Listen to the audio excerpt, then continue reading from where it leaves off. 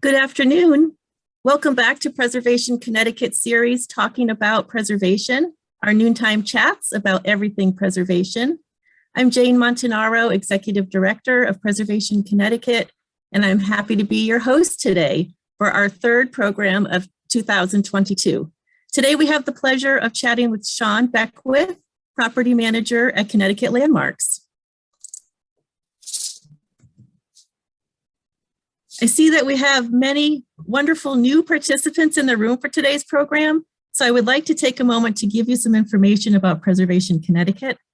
Preservation Connecticut is the statewide private nonprofit historic preservation organization founded in 1975 by a special act of the Connecticut General Assembly as the Connecticut Trust for Historic Preservation to preserve, protect, and promote the buildings, sites, and landscapes that contribute to the heritage and vitality of Connecticut's communities. We are statutory partners with the Connecticut State Historic Preservation Office, and we are supported by our members, donors, and private foundations. With this broad support for over the last 4 decades, we have successfully championed the protection of remarkable community assets all over the state by leveraging funding, advocating, forming partnerships, and promoting stewardship. Our office is on Whitney Avenue in Hamden, Connecticut, shown here, and it's listed on the National Register of Historic Places. It was built in 1827 to house Eli Whitney's workers for his rifle factory, and it has served as Preservation Connecticut's headquarters since 1989. We have a staff of 9 preservation professionals and an active board of 21 preservationists from around the state. Staff listed here are always ready to assist with inquiries. Christopher Wiegren is our Deputy Director. Contact Chris for information on historic preservation easements, our acclaimed bi-monthly magazine, Preservation News, our newly launched Olmsted in Connecticut Landscape Survey Project, or to arrange a book talk for his recently published book, Connecticut Architecture, Stories of 100 Places. Renee Tribert, Making Places and Preservation Services Manager. Please contact Renee for information on redevelopment of historic industrial sites and historic tax credit applications. Jordan Sorensen is our Development and Special Projects Manager. Jordan manages all of our communications and outreach to members through social media and email, receives and monitors demolition notices from municipalities, and prepares historic tax credit applications and nominations to state and National Register of Historic Places. Kristen Hopewood, Development Assistant, manages all of the many inquiries that come through our website, provides member services, arranges special events, and is the editor of our Historic Properties Exchange, a free listing of threatened historic properties. And finally, our team of circuit riders, Brad Scheid, Mike Farino, Stacy Vero, and new to our team, archaeologist Stefan Danchuk. Our circuit riders provide immediate response to homeowners, developers, municipal leaders, nonprofit organizations and museums, historic district commissions, and more, with an array of preservation technical assistance, including community organizing, prioritizing maintenance and repairs, historic designations, and funding. These weekly chats have served as a meaningful way for us to continue our mission during the pandemic. We've been able to connect with the public and hear what's on your mind, providing more than 40 programs and reaching an audience of about 1,000. During today's program, please feel free to use the chat feature to ask questions, or you may ask questions directly at the end of the presentation. Or of course, contact us afterwards for any follow-up or to arrange a site visit. And just a quick preview for next week's program, we'll be talking about Dr. Martin Luther King's legacy in Connecticut, so please join us for that. And if you have any suggestions for upcoming topics to discuss, we'd love to hear your thoughts. So with that, I'm really excited to hand it over to Shawn, our guest today. Welcome, Shawn. Hi, and thank you for all of that, Jane. Share my screen. Yes, please. Okay. Hi, everyone. There we go. Okay. Proactive preservation, Connecticut Landmarks combats a changing climate. Thank you and welcome. Hi, I'm Shawn Beckwith, the current property manager at Connecticut Landmarks. Shawn, I'm Yes. sorry, we don't see your screen yet. You don't see my screen yet.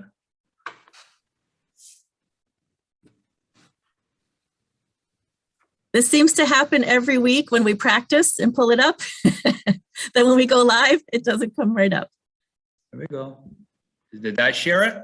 Now I see your screen. Okay, fair And enough. you can put it in slideshow. Yeah, I know. I have to get back to it. I was already ahead of myself. Sorry about that, people. I know other things, but I'm not necessarily that technically. Perfect. There we Now go. you're on.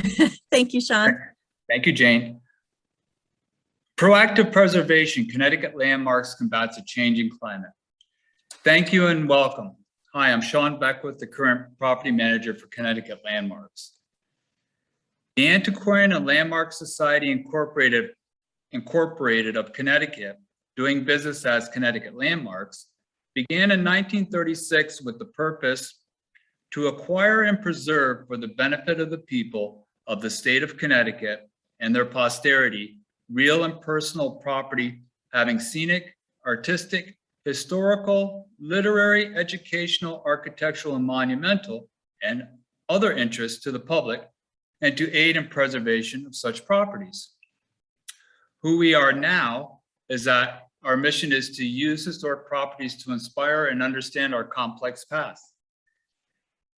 Over the last 86 years, the organization has grown and currently has 12 historic houses. Whoa, I'm sorry, Jane, I'm having a problem here with this taking off on me.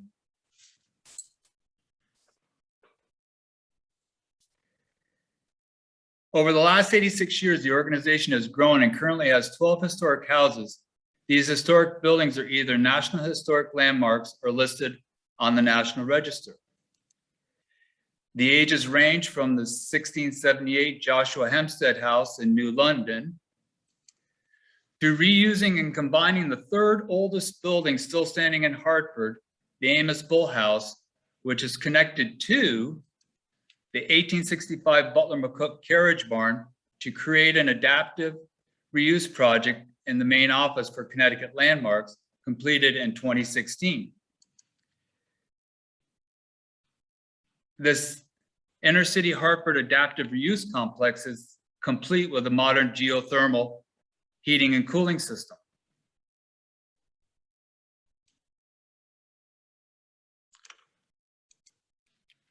We have rural properties such as the Nathan Hale Homestead in Coventry. Nathan Hale is a Connecticut state hero. We have urban properties like the Isham Terry House in Hartford. Structures that have watched the city of Hartford change.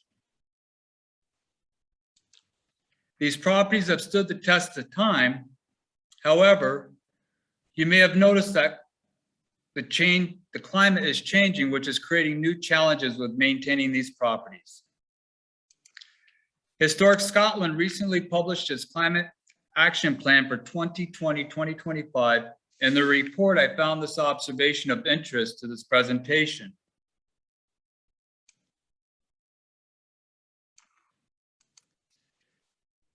The weather does not have to be extreme to have a negative impact on our operations. Relatively small changes and progressive changes over time in aspects such as temperature, rainfall, sunshine, snowfall, and wind levels can result in disruption at sites and can impact on the ongoing conservation and maintenance of our properties and care. By improving our resilience against change in our climate, we can limit the physical and financial consequences of extreme weather events as they become increasingly common, as well as limiting the effects of gradual change in our climate. My focus here is not to get into the weeds on all things climate change, but rather share from my experience in applying the Secretary of Interior standards to the care of historic properties over the last 2 decades, observations in specific building components that are being placed under more stress due to the increase in intense rainfall documented by various organizations. The intent is to give is to give information that may be of use to your historic property. I suggest the first thing to do is establish a baseline. A great start is the National Park Service Preservation Brief 47. We need to make sure that the outside shell of the structure is doing well so it can operate as designed to combat the rain, snow, wind, and sun. It cannot be overstated the usefulness of performing routine inspections of properties with comprehensive assessments performed every 5 years.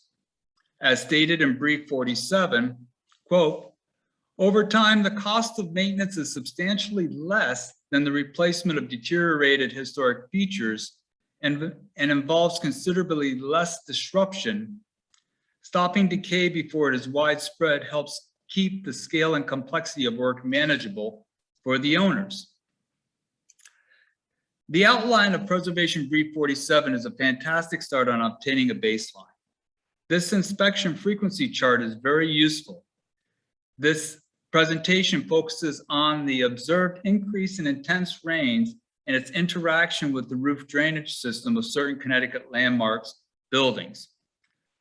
So having a baseline or an understanding of the system's performance is key.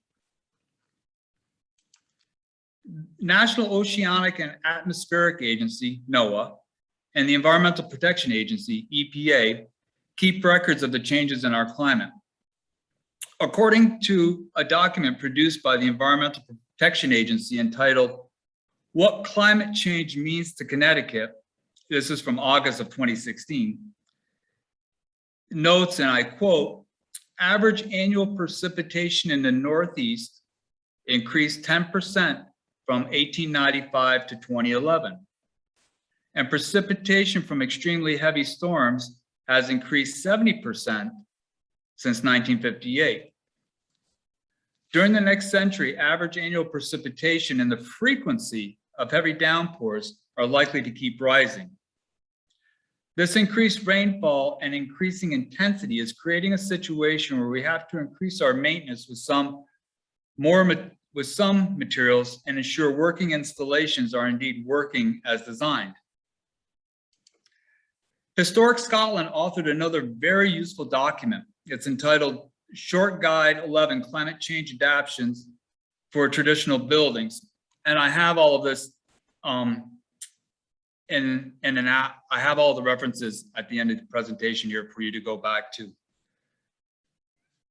On table 1 here, the grouped at the top, across the top, it has climate change, what the climate change is, either more rain, more wind, whatever, then impact on the building, then the potential damage, and then adaptation measures, and that's what's across the top. And then down the side, you have different climate factors. And what we're going to talk about today is more frequent intense rainfall. More frequent intense rainfall, the impact on buildings can lead to water penetration into fabric, blockage of gutters, splashback from hard surfaces, runoff from adjacent areas, flash flooding from water courses and roads, like over here. We will focus on the blockage of the gutters. And what is the potential damage? Well, the water flows out into or onto fabric, which you don't want it to. And the adoption measure would be to increase the size of critical points or more frequent maintenance. Well, I will focus here on gutters for a moment. As clearly stated by Historic New England Property Care White Papers for gutters and downspouts, and quoting from Historic New England, the roof drainage system plays an important role in New England structures by safeguarding against the region's wet weather.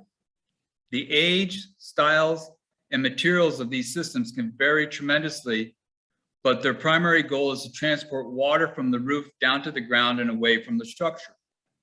In 2018, Historic New England secured a grant from the Maine Historic Preservation Commission's Federal Historic Preservation Fund to review the efficiency of gutters. The grant was part of an effort to prevent water from seeping into and damaging the state's historic buildings The review helped to inform the white paper below. In 2018, Historic New England staff comprising of Jillian Lang, Tim Pelcher, Benjamin Havoc, and Shawn Beckwith, along with our consultant Margaret Gettner from Portland, Maine, found that the intensity of rains has increased 25% in Maine over the last 40 years. With gutters on historic buildings generally being static, the weather getting actively more intense. There must be a breaking point. In 2018, Historic New England completed the performance analysis of the roof drainage systems at 7 of our museum properties and 2 private residential properties in Maine. In a rainstorm, the size and capacity of each component of the roof drainage system is a critical factor. If any component of the system is undersized, an intense rainstorm can easily overwhelm them, causing water to back up and spill out on the building, facade, and landscape in ways that can cause deterioration and damage both short and long term.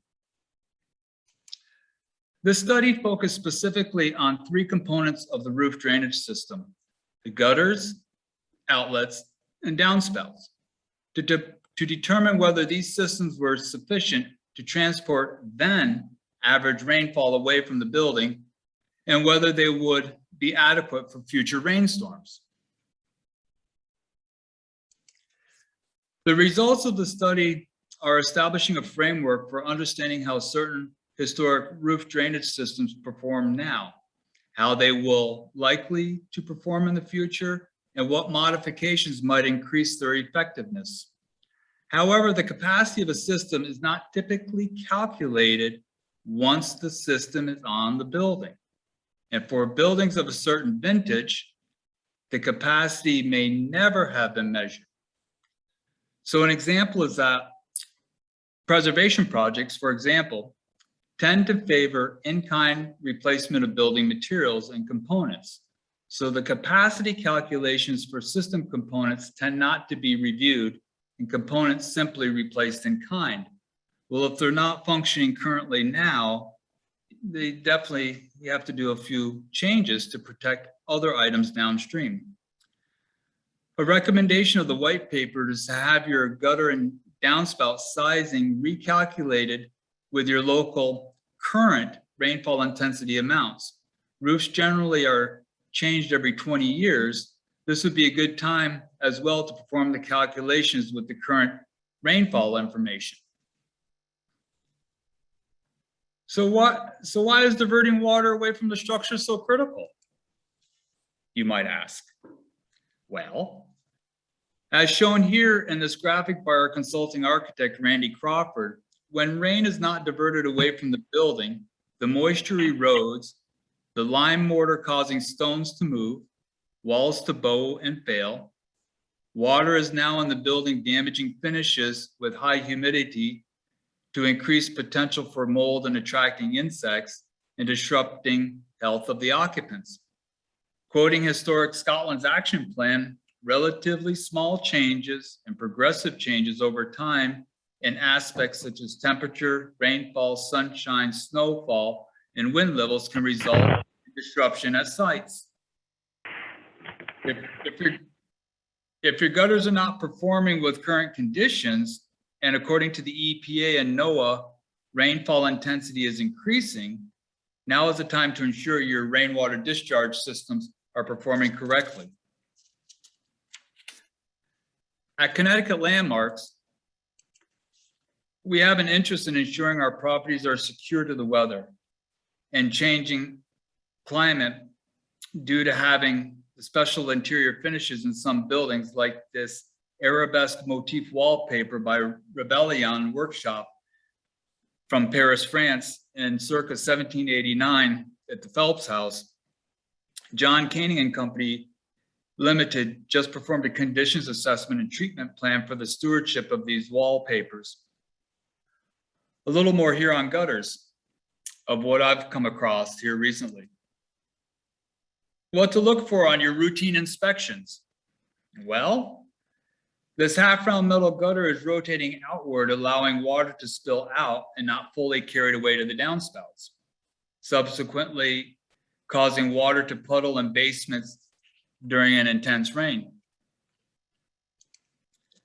Next, we have a wooden V-Trough gutter. Is this size adequately for the roof? This is unknown. I'll perform calculations outlined in the Historic New England White Paper on gutters and climate change when we redo the roof next fiscal year and make those decisions. In this Crawford and Stearns report from 2007, the top photo shows a V gutter in the center rotating forward. Then in the lower photo shows the V gutter rotating to right, obviously not capturing the water. But I'm happy to see both these gutters were changed not too long after that. Over the years, I have often visited buildings during the rain to verify and understand what is going on. This is twofold. Here we can see the water is making it to the outlet to the far left, but is pooling heavily in the center. Now look below at the red metal roof. See the brown area in the red field? This is missing paint on the metal roof due to the water above dripping onto this for some time. Now, if it wasn't raining and you just saw that the paint was missing, you probably wouldn't really connect the dots unless you saw it now while it's raining. Again, observing the building during the same storm, looking to see if water is coming over the roof or being directed through the trough gutters to outlets and downspouts. Nope. The upper gutter does not guide the water to outlet and downspouts during this intense rainstorm, as the soaked masonry shows below. On this property, Connecticut Landmarks has leaf guards installed on the gutters due to a rather large Norway maple shading this house.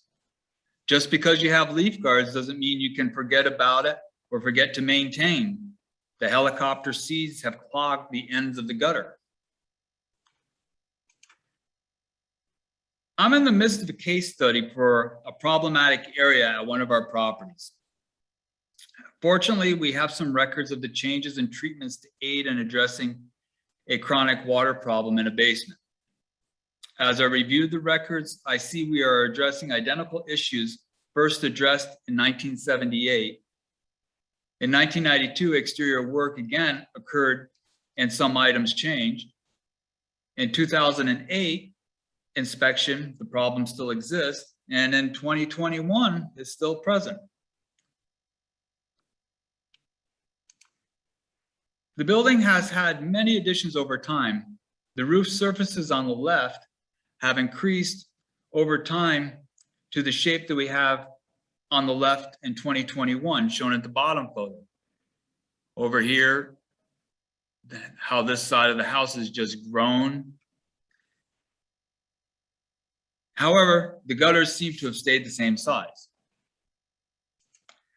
Noted here, all the surface roof drainage is moved across from upper roof surface to lower roof, resulting in the lower gutter overflowing, causing chronic moisture in the basement. All through the years, the gutters has discharged in the same way. Now, with increased intense rainfall events happening more frequently, the basement receives water during the intense rainstorms. The work to alleviate moisture in the basement occurred in 1978. Then in 2008, the consulting architect report points out the wet basement wall, which is below the overflowing gutter. And this past season, I observed after each of the large thunderstorms, varying amounts of water in the basement. So being aware of where the water is going and how can then help professionals to create a phased treatment plan to remedy the situation.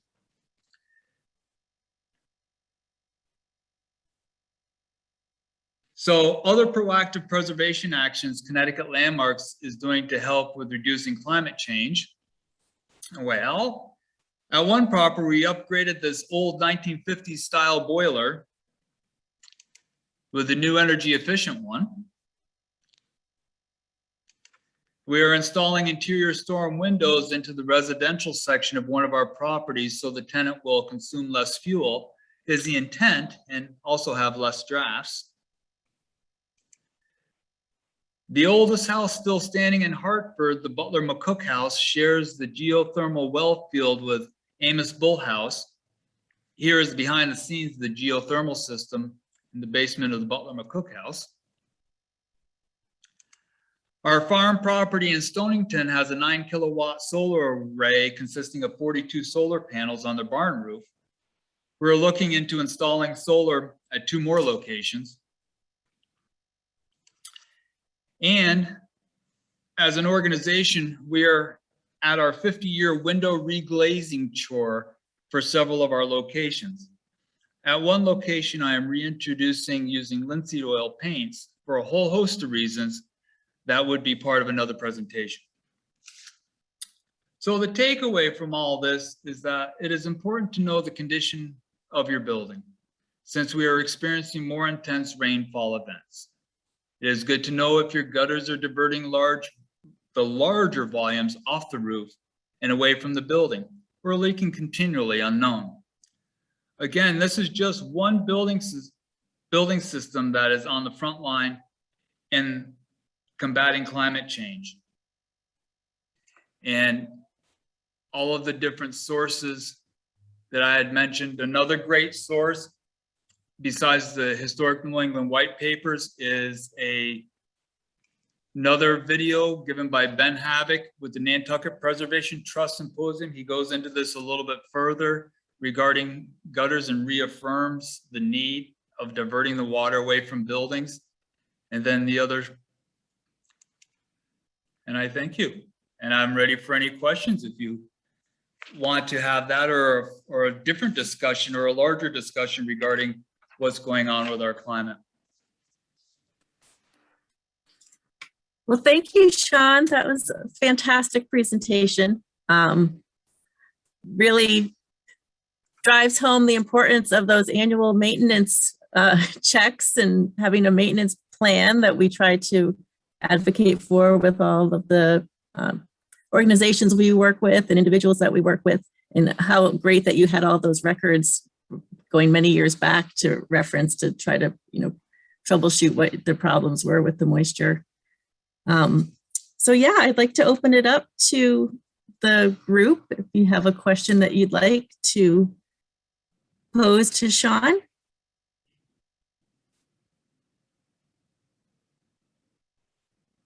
You can unmute yourself and ask a question. I see some things in the chat. Shawn, I just wanted to know if it would be possible to get a copy of a screenshot of one of the slides. You said you had an online access to the slide presentation? Now, for the slide presentation, not yet. I have a list of the sources. You can give us the slide deck, Shawn, and we can share it with everyone. We have your email address. I can do that. You can get the resources right out of the slide deck. Picture is worth 1,000 words. That's right. Thank you. May I be so bold to ask what actually specifically interests you? The slide about the water dripping off the roof into the ground and then into the stone foundation. I think we have a situation like that in the building that I'm responsible for.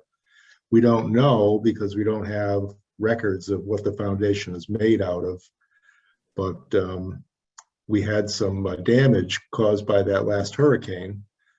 Water did get through a leak in the front steps in the mortar between the concrete bricks and damaged the tile in a downstairs bathroom. So we have to fix the tile, but we don't know what's behind the tile.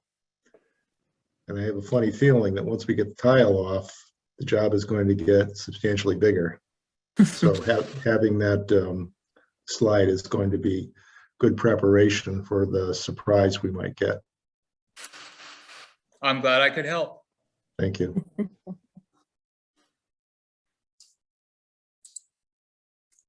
So Betty put a question in the chat. Do you have any wisdom for flat roofs, such as in mansard roofs?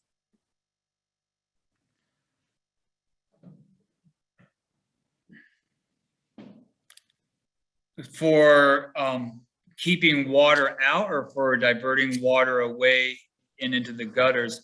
A mansard roof, the flat roof up top, generally, most of them were metal before, and a lot of them have been changed to rubber if the metal is not there. And then it's down a very steep slope, very much like I showed with the case study project, which is the Phelps Hathaway house, with having those really steep pitched roofs. I have a feeling that the water is just flowing by past the gutters. So in the white paper from Historic New England, we talk about, which I did not get into because it's all math and it's math. You can, there's formulas and calculations and charts to be able to use to calculate how big your gutter should be, how often you should have downspouts, and how large those downspouts should be with the amount of water that is in different storms. And storms are generally calculated, and an engineer will tell you this better than I can, in your 100-year, 50-year, 20-year storms. Well, with the white paper, we were finding that we were getting more 20 and 50-year storms than what had been before, but the intensity of the rain was what was coming down more so and more frequent. So your gutters will work most of the time if we had the regular farmer rains, but it's basically over the last decade or so, we've been having these pounding rains that our gutters can't handle. So new buildings and new engineers, they open up the charts and they're just making their gutters. The problem with the historic buildings is that a lot of the gutters were made decoratively, or the wooden gutters that were, wood was carved out, but it wasn't necessarily sized for how much rain. Well, what we were finding is that, and it just depended, you have to go to your local weather service and it'll have the data on what the volume is there. When we were looking at the different charts from Berger on sizing gutters and stuff, their intense rainfall amounts were like from 1985. They weren't even current. So you weren't getting the correct size of the gutter downspouts or amount of outlets that you needed to make an assessment on what's actually best or not. So that's why we recommend going ahead and making at least every 20 years, or when you're doing your roof, to go ahead and redo the calculations to what the current volume of rain that you have now, to know whether your gutters are sized correctly and your downspouts, so then the water is guided and directed away, so you're not having the further problems of paint loss or rot or decomposition of the masonry binder in your stone walls or your brick walls, and on and on and on. It's just a cascading effect if you don't capture the water and get rid of it from the building, is kind of what I'm trying to say. Great, thank you, Shawn. Kathy Labadia put in the chat that the SHPO offers some additional resiliency planning tools for municipalities and homeowners. So we do have another link that we can share with you when we follow up with an email. And Kathy, I don't know if you wanted to jump in and elaborate a little bit, since we've got you and your wisdom here. I don't know if I'm the right person to elaborate, but I'll just say, our office spent, a pretty good effort after Hurricane Sandy with some federal funding. So we were able to put together these guidance documents and able to look at some of our coastal communities in depth because of the climate change pressures they're dealing with, specific to historic resources. But there's a great, very intro type document for historic property owners too that goes through a lot of the concerns. So hopefully it's helpful. Thank you, Kathy.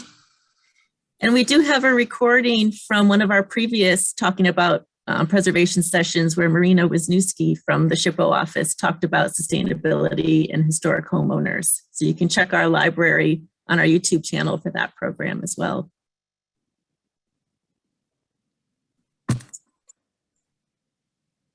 Did anyone else have a question for Shawn?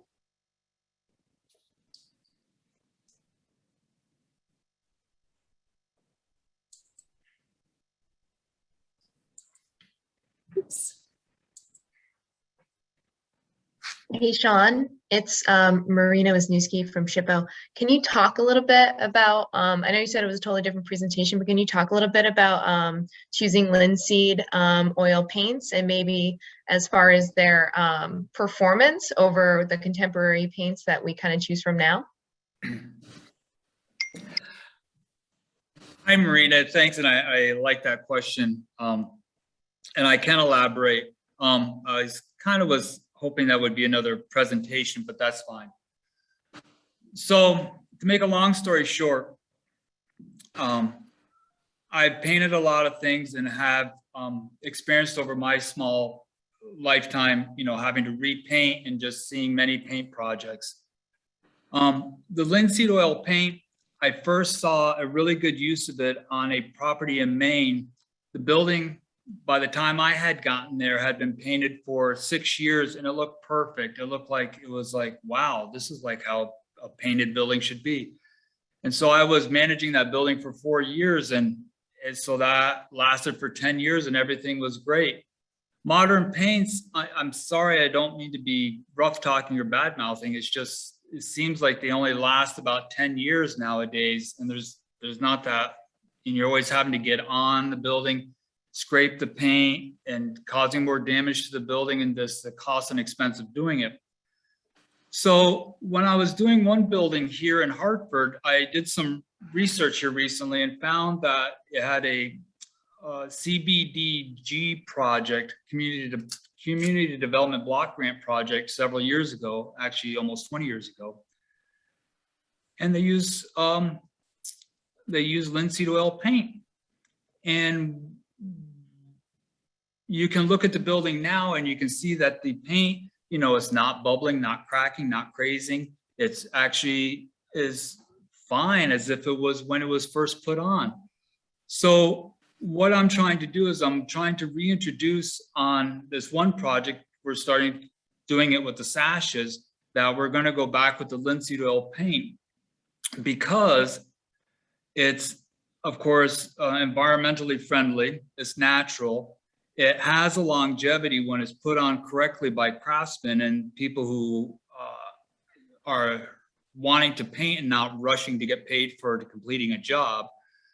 And then to be able to do the repaint is just a small, quick little reapplication. So what I'm trying to structure is to find out the cost effectiveness of this and if it is going to be a cheaper maintenance aspect, because it's very costly to get on these large buildings to paint. And it seems like we're having to do it more frequently to keep them not so much so they're looking pretty, but so we're keeping the rain away, keeping them so they're shedding the water. So we're trying to, so we are with this one building, reintroducing using linseed oil paints, and then also the fact that linseed was used on the building. It's looking well. I'm really excited to use it as a study to be able to promote, is this a best practice thing? So it's one of two things. I'm trying to find out if it's economically viable, which I believe it will be, then also longevity and the sustainability. And I do have a really good project that is a test case that has it's in a brutal environment and we'll see how it operates. So it's basically more of a research project, I guess you could say, but that's the beauty of historic New England. I mean, of Connecticut Landmarks and historic New England. We have these historic structures that we would like to do the best practices to be able to educate people on options that they could do to restore and to protect these assets, because it takes an awful lot to do this. And so if I don't have to paint it, or we paint it less frequently, and it's still good, well, that's actually more economical and better for the fabric of the building, not having to re-scrape it. Does that kind of answer your questions a little bit, Marina? Yeah, it does. I know it's in an experimental stage, but I like the idea of, as you said, painting now, it is lasting, that paint job is lasting less and less. And so kind of what is that strategy for being able to get our paint to perform in the best way possible? So it's really great to hear about a traditional building material and application method to be used to actually meet this new changing environment. So thank you. Shawn, there was a follow-up question about the linseed treatment. Are you mixing this paint yourself?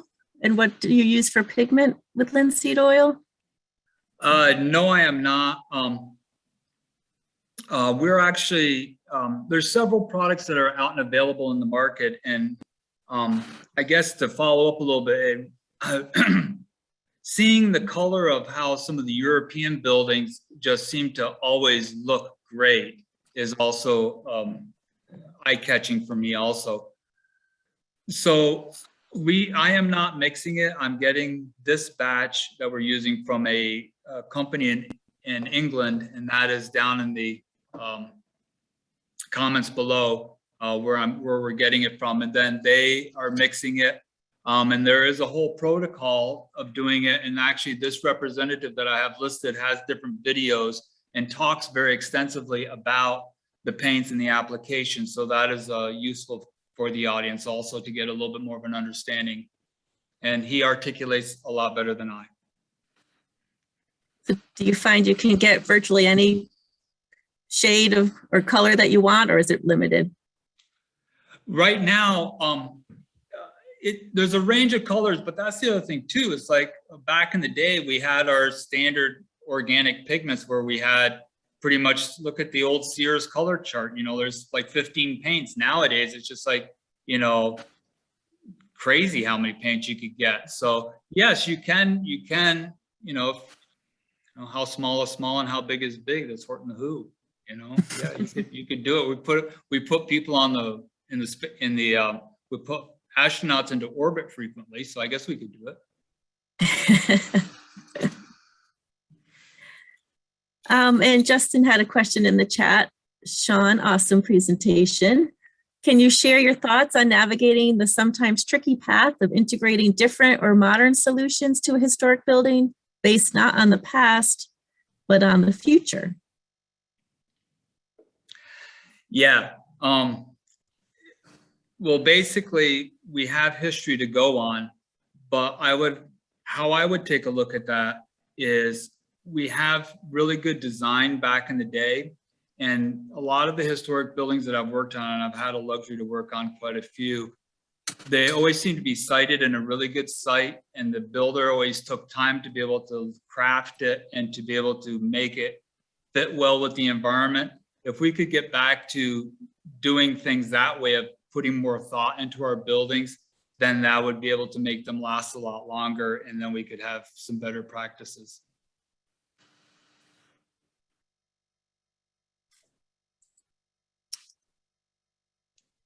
Did anyone else have a comment or a question for Shawn today?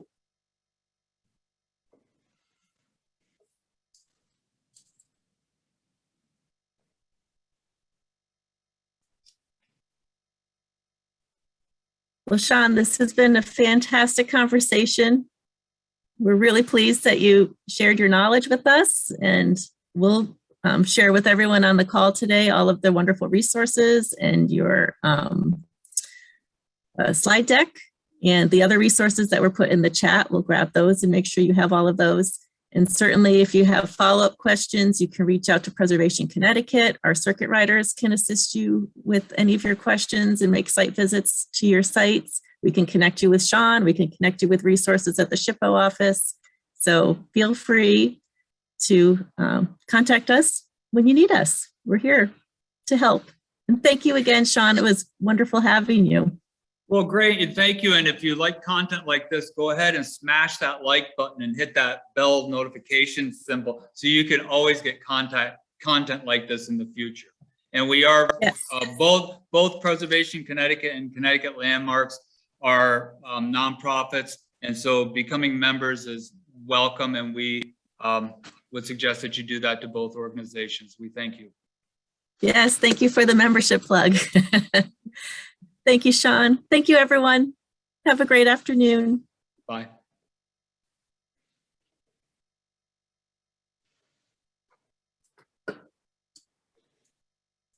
Thanks, Shawn. Yes, thank you. I'm sorry that that slide just seemed to keep on rolling and I couldn't. Yeah, that's okay. Must have been on a timer or something, but So, no but problem. You're still able to see it okay? oh yeah, Okay, yep, good. was perfect. I'll have our IT people send stuff over to you, okay?